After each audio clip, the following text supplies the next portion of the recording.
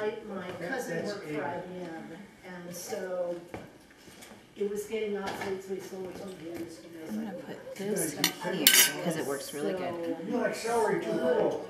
So You didn't get any carrots, you wanna share it?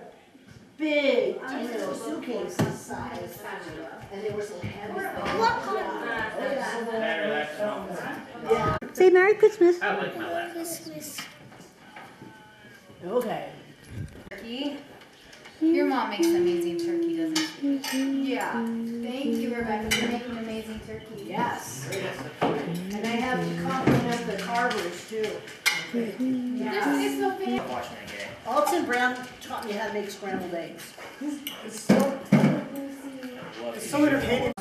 Food Network Yeah. convention down in downtown, and he was so nice. Yeah. It was like, Great job. What you watching? Are you opening the house?